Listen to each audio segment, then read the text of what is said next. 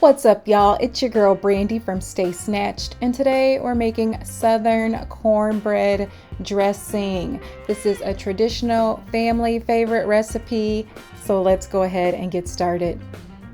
So first you want to take 1 cup of onion, 1 cup of celery, and 1/4 cup of green peppers, 3 to 4 garlic cloves, and then you want these to be finely chopped. I like to use my food processor to do that. Go ahead and add olive oil to a pan, and then add in your finely chopped veggies. Go ahead and saute those.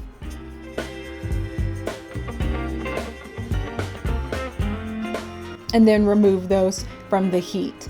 Then you want to take day-old cornbread. I will provide a link to my cornbread recipe in the description box below. You want it to be day-old so that it's a little bit stale and easier to work with and soak up all of the flavor of the veggies that we're adding back here.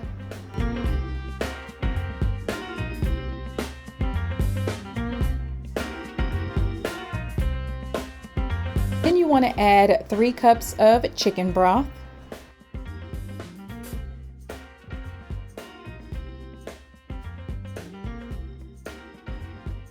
Go ahead and give that a good mix.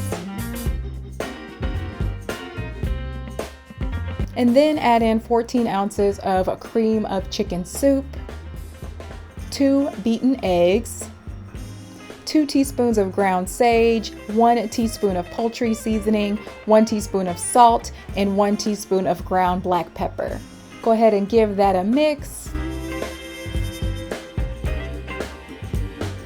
And then you're gonna spray a 9 by 13 inch baking pan with a little bit of oil and add half of your cornbread dressing mix to that pan.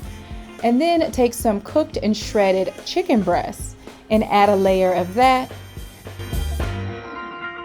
And then top it with the remaining dressing and spread it throughout.